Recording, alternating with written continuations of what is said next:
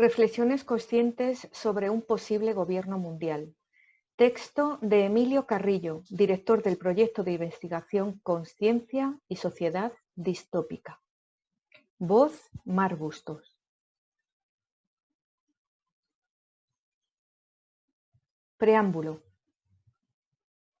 Somos muchos los que anhelamos de corazón que la humanidad sea una, que superemos tantas divisiones de banderas y fronteras, territoriales, económicas, sociales, y que un único gobierno mundial, con auténtica vocación de servicio público y alejado de la búsqueda de sus propios privilegios y de toda clase de corruptelas, gestione los asuntos comunitarios de forma consciente, democrática, participativa, justa, compasiva, solidaria, atendiendo a los intereses generales de la ciudadanía, a la dignidad de todos y cada uno de los seres humanos y a los derechos inalienables de la totalidad de los seres vivos, sin excepciones, por encima de cualquier tipo de supremacismo y especismo. Ante esto, puede ser que nos ilusionemos y entusiasmemos cuando hoy día, desde diversas instancias, se habla de la conveniencia y la urgencia de impulsar la configuración de un gobierno mundial. Qué bien podemos pensar, por fin llegó la hora. Sin embargo, hay que pararse, respirar y reflexionar. ¿Es acaso ese gobierno mundial que nos proponen el que deseamos desde nuestro interior más íntimo? ¿O se trata de algo situado exactamente en las antípodas de nuestras aspiraciones? Más que nunca necesitamos el discernimiento. No en balde, tal como expresó Cristo Jesús, Evangelio de Mateo 10:16, somos como ovejas en medio de lobos y debemos ser sencillos e inocentes, pero también sabios y astutos como serpientes. ¿Es conveniente para la humanidad un gobierno mundial? Roma locuta, causa finita.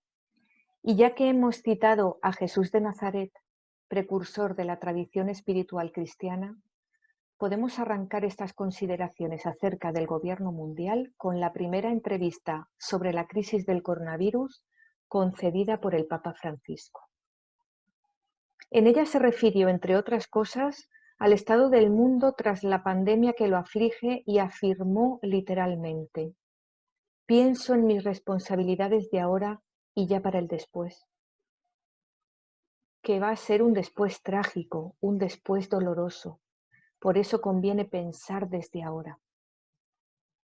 Probablemente la mayor parte de los que tienen influencia en la opinión pública a nivel global piensan lo mismo.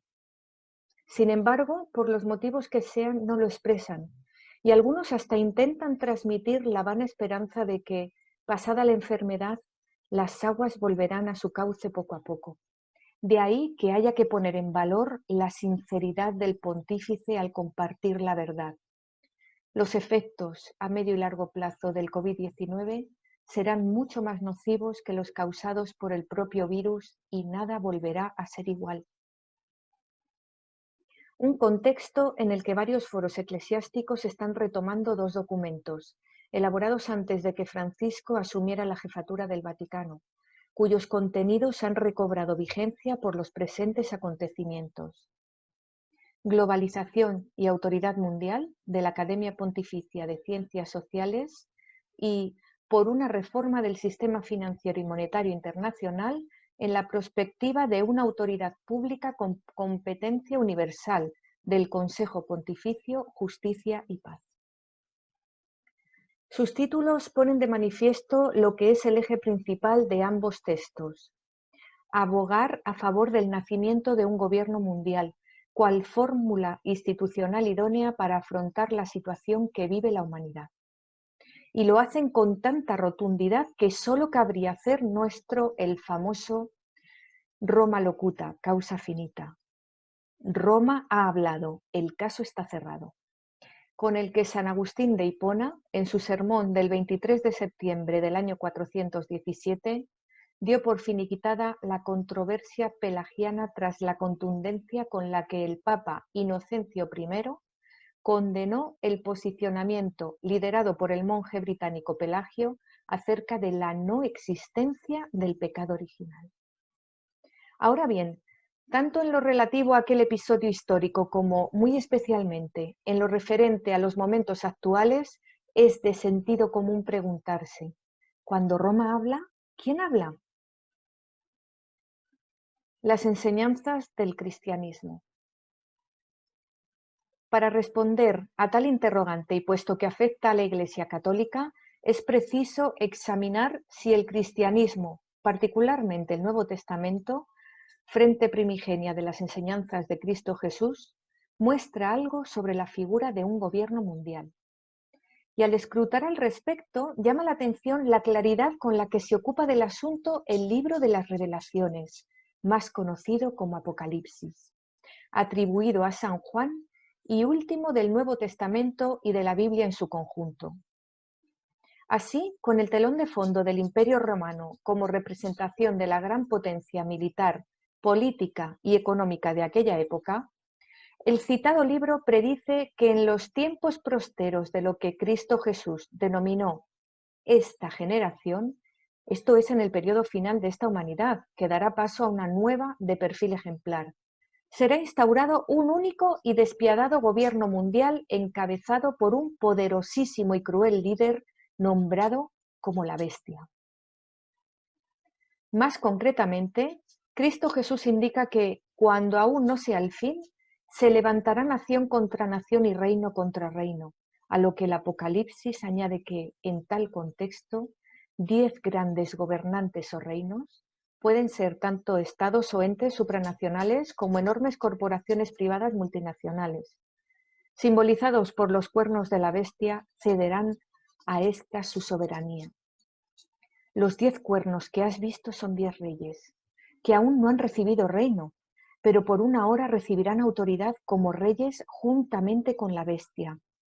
Estos tienen un mismo propósito y entregarán su poder y su autoridad a la bestia. Apocalipsis 17, 12, 13.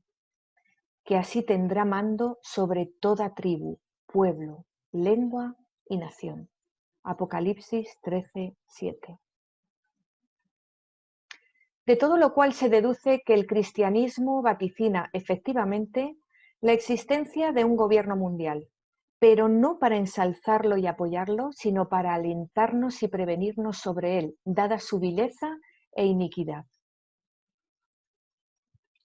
Y desde luego resulta muy llamativa la contradicción entre este categórico pronunciamiento del cristianismo y lo que la Iglesia Católica, al menos órganos tan relevantes de la misma como la Academia y un Consejo Pontificios defiende hoy.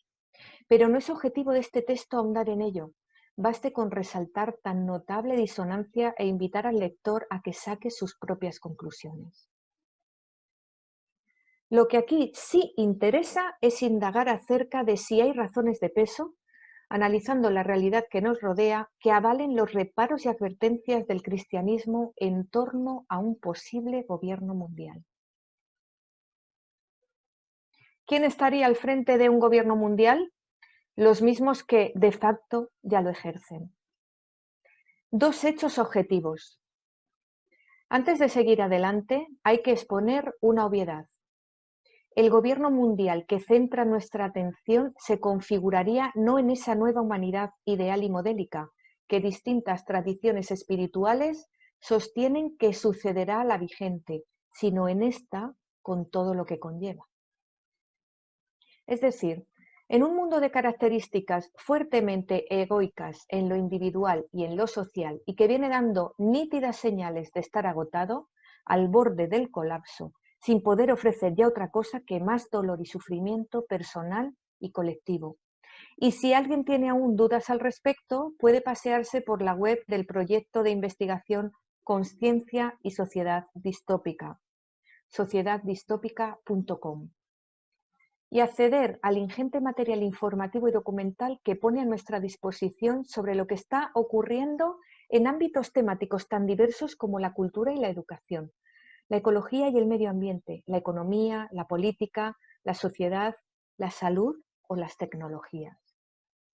Pues bien, En el mundo y la humanidad actual, ¿quién es de prever que se sitúe al frente de un gobierno mundial en caso de que éste, de alguna manera, llegara a constituirse? Dos hechos objetivos, relativos al momento que vivimos, proporcionan mucha luz para adentrarse en esta reflexión. El creciente protagonismo de las corporaciones transnacionales y el papel cada vez más hegemónico de una selecta élite. Porque las estadísticas y los datos contrastados sobre la distribución global y funcional de la renta indican que avanzan la miseria, el desempleo y el subempleo, la precarización del mercado de trabajo, la pérdida de derechos laborales, el recorte de derechos sociales, la merma de la capacidad adquisitiva de la mayoría de la gente, etc. Pero, igualmente que ganan terreno y se hacen cada vez más ricos y dominantes, tanto un minoritario club de enormes corporaciones multinacionales como un restringido y restrictivo grupo de personas que conforman una pequeña élite. La era de los imperios financieros y empresariales. Hay numerosos estudios que evidencian que hemos entrado en una nueva fase histórica en la que se convierte en preponderante un inédito tipo de imperio, los emporios financieros y empresariales, muy por encima de estados y naciones. Así, acudiendo a la información suministrada por múltiples entidades públicas y privadas de la revista Fortune a la Fundación Global Just Now, sabemos que las 10 principales multinacionales del ranking mundial ostentan un valor combinado comparable al Producto Interior Bruto de 180 países. El 92% de los 195 integrados en la Organización de Naciones Unidas, 193 como miembros natos y 2 más, Palestina y la Santa Sede, en calidad de observadores. Las 100 primeras obtienen anualmente unos ingresos que se aproximan al 50% del PIB planetario. En 1997 suponían solo el 33%. Y las 200 más importantes tienen en sus manos el 75% de la economía mundial. Hace 25 años rondaba el 50%. Además, hay una nítida tendencia a la concentración de poder y recursos en un número cada vez menor de estas corporaciones. Verbigracia, examinando la evolución de la Bolsa de Nueva York, el principal mercado de valores, la cifra de empresas que cotizan en ella ha descendido a la mitad desde 1997 y en la esfera bancaria las 5 mayores firmas acumulan el 45% de los activos frente al 20% del año 2000. Con base en todo lo cual, cabe prever que para 2025 solo unas 150 megacorporaciones moverán más del 80% de la economía del planeta. ¿Qué significa esto? Pues como antes se apuntó, que vivimos en la era de los imperios financieros y empresariales, que en un contexto cada vez más globalizado se mueven a su antojo por el mundo, por encima de gobiernos y fronteras, y manejan más recursos y poder que los propios estados. Ciertamente, estos continúan siendo fundamentales para garantizar las inversiones y desinversiones estratégicas de esas corporaciones, pero actúan bajo el dominio y la autoridad real de estas, poniendo a su servicio las políticas y las decisiones gubernamentales, los ejércitos y las intervenciones militares y las estructuras políticas, económicas y jurídicas. Una selecta élite. En paralelo, en 2015 se produjo otro hito en la historia de la humanidad. Por primera vez, a partir de ahí se ha consolidado, el 1% de la población mundial, unos 75 millones de personas, alcanzó a poseer y atesorar más patrimonio y riqueza que el 99% restante, 7.600 millones de seres humanos. Detrás la frialdad de los dígitos puede vislumbrarse que se trata de algo tremendo, sin embargo, no queda ahí la cosa. Primero, porque escrutando en ese 1%, se constata que en su seno existe, a su vez, un 1% el 1% del 1%, unas 700.000 personas, que es quien realmente hace suya la mayor parte de la riqueza. Y segundo, porque indagando en ese 1% del 1%, escudriñando en sus lazos de consanguineidad y parentesco, localizando a las cabezas de los diferentes clanes familiares que lo componen y rastreando sus conexiones e interacciones accionariales en las corporaciones transnacionales antes mencionadas, se concluye que no son más que unas pocas decenas de personas las que se han apropiado del patrimonio colectivo y de los recursos naturales, rigiendo la economía mundial a través de los reiterados imperios financieros y empresariales y dominando el sistema socioeconómico y político-institucional a escala global. Por tanto, la radiografía de la élite muestra, primero, en su núcleo duro unas cuantas decenas de personas. Segundo, en torno a ellas el 1% del 1% de los habitantes del planeta. Tercero, y alrededor de este, el 1% de la población total. Un modelo que cristaliza en la organización de la élite en círculos. El primero consta de muy pocos miembros, y a partir de él, como las ondas que provoca la caída de una piedra en el agua, existen más círculos. Una vasta red de élites y subélites que es utilizada por el círculo primero para sus fines, que incluyen el mantener al resto de la población mundial alienada, domesticada y contaminada por paradigmas, sistemas de creencias y una visión del mundo egoicos y egocéntricos.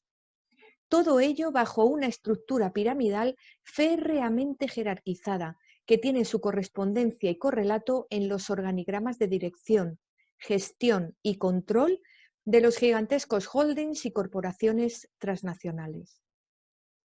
No obstante, al hilo de lo ya anunciado y de lo que se expondrá de inmediato, esta organización y estructura se encuentran ahora en pleno proceso de reestructuración debido al éxito alcanzado.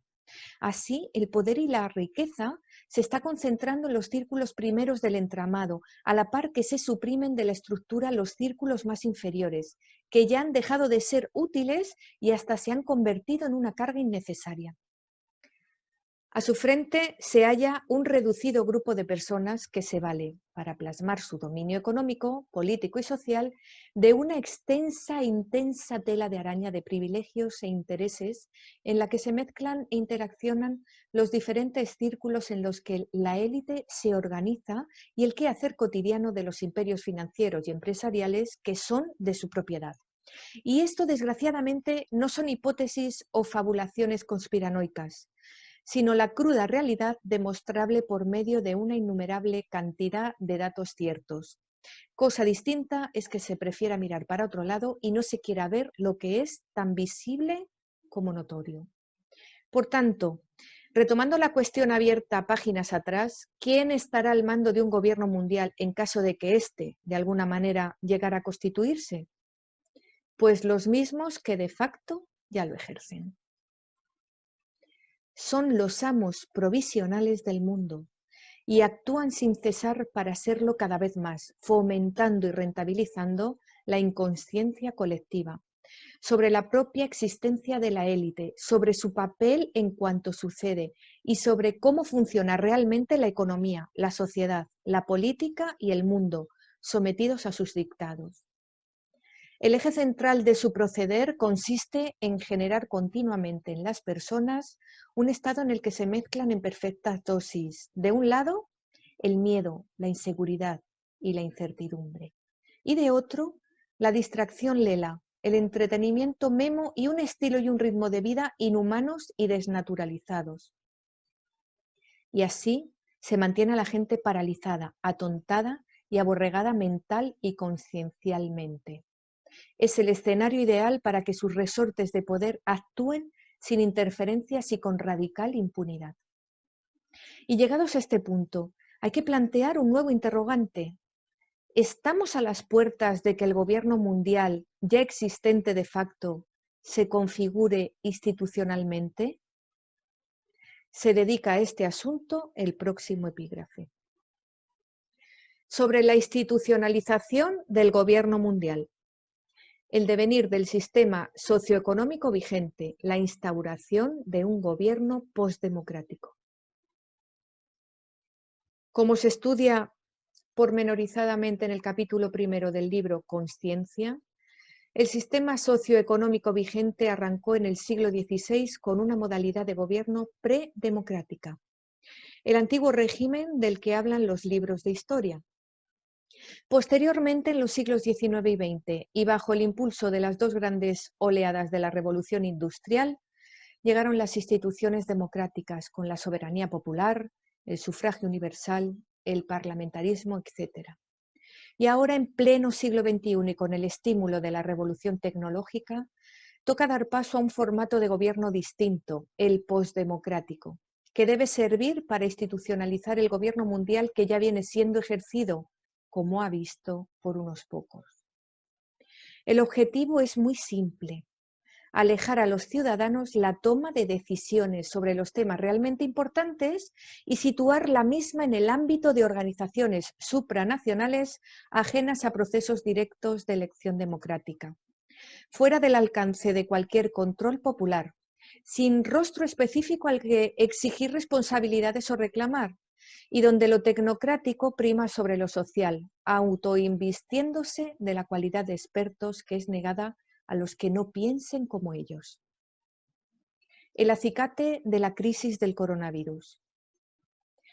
Gracias a los efectos y secuelas de la pandemia del coronavirus, como se explica con detalle en el texto referido en la nota 2 de estas páginas, tal formato de gobierno en la lejanía cuasi virtual, sin filtros democráticos, se extenderá de manera mundial con una rapidez antes. No tardaremos en verlo. Desde Naciones Unidas se harán probablemente las primeras proclamas al respecto, pero irán apareciendo otros estamentos plurinacionales más en consonancia con las metas de la élite. La excusa está servida y nos argumentarán, primero, que la crisis del COVID-19 ha puesto de manifiesto que la humanidad es una. Ojo, porque lo dirán sin rubor esos mismos que niegan, por ejemplo, un lugar bajo el sol a las decenas de miles de refugiados que pululan por el planeta huyendo de las guerras y el hambre. Segundo, que es indispensable establecer mecanismos institucionales supranacionales que garanticen respuestas globales a situaciones y asuntos globales. Todo ello, por supuesto, en atención a los intereses generales de la ciudadanía, etcétera, etcétera, etcétera. Esto es el gobierno postdemocrático al que la crisis del coronavirus servirá de acicate. El vaciamiento de poder real a los parlamentos y gobiernos nacionales y el ejercicio del verdadero poder desde órganos de decisión supranacionales, distantes, opacos, tecnocráticos, que no rinden cuentas, sin posible control democrático, sin sensibilidad social alguna y perfectamente calibrados y alineados con las estrategias y objetivos de las gigantescas corporaciones financieras y empresariales y la élite que los dirige. Esos que controlan la economía del planeta en un esfuerzo psicopático por ganar lo más posible en el menor tiempo posible, especulando sin cesar, invirtiendo y desinvirtiendo, deslocalizando empresas, explotando a niños, contaminando las aguas y el aire de la madre tierra, desgastando y consumiendo sin mesura los recursos naturales, haciendo negocio con la enfermedad y el hambre. Reflexiones finales, retomando las aportaciones del cristianismo. Al inicio del presente escrito se mostró cómo el cristianismo vaticina con claridad la existencia de un gobierno mundial, pero no para ensalzarlo y apoyarlo, sino para que estemos alerta y prevenirnos sobre él. Tras lo expuesto posteriormente, se entiende bien el porqué de estas advertencias y la necesidad de no dejarnos engañar por esos que son maestros de la mentira, por ese núcleo duro de la élite convertido ahora en los amos provisionales del mundo. Y el cristianismo nos aporta otro dato muy importante para comprender quiénes son y cómo actúan. Concretamente en el Evangelio de Lucas 4, 5, 7 y el Evangelio de Mateo 4, 8, 9, donde se narra cómo a Cristo Jesús se le presentó el diablo cuando estaba en el desierto y lo llevó a un monte muy alto. Y le mostró en un instante todos los reinos del mundo y le dijo: te daré toda esta autoridad y su gloria porque me la han dado a mí, y yo la doy a quien quiero, si tú me rindes homenaje. Si postrado me adoras, será toda tuya. Jesús rehusó de plano tal ofrecimiento. Sin embargo, sí ha sido históricamente aceptado por aquellos que viven postrados ante él y reciben, a cambio, la autoridad y la gloria de todos los reinos de este mundo. Sobre el anonimato. Y antes de terminar, seguro que más de un lector se estará preguntando por la identidad de los que conforman el primer círculo de la élite. ¿Quiénes son? ¿Cómo se llaman? Sin embargo, no es posible acceder a sus nombres porque actúan en el más absoluto anonimato. Se consideran tan poderosos que no aspiran a ser conocidos, cosa que dejan para los miembros de los demás círculos de élites y subélites a su servicio, de los que sí sabemos sus identidades. De hecho, el anonimato y la actuación de incógnito son requisitos fundamentales para que el entramado que han diseñado se mantenga en pie. Para entenderlo mejor, viene como anillo al dedo lo que describe un texto de hace siglos, las profecías de Juan de Jerusalén, igualmente llamado el ermitaño o el templario, donde se señala: cuando comience el año 1000 que sigue al año 1000, gobernarán los que carecen de fe. Mandarán sobre multitudes humanas inconscientes y pasivas. Lo harán escondiendo sus rostros, guardando en secreto sus nombres, y sus fortalezas estarán ocultas en los bosques. Pero ellos decidirán la suerte de todo y de todos. Nadie participará en sus reuniones. Todos serán sus siervos, pero se creerán hombres libres y hasta caballeros. Un escenario en el que adquiere vigencia y trascendencia el consejo recogido en el preámbulo de estas páginas. Desde luego que debemos ser sencillos e inocentes como palomas, pero también sabios y astutos como serpientes, evitando morder los anzuelos. Son y serán muchos que nos pongan por delante para nublar nuestro discernimiento en el proceso de construcción de una nueva humanidad. Es a lo que estamos llamados, y ella sí será realmente una.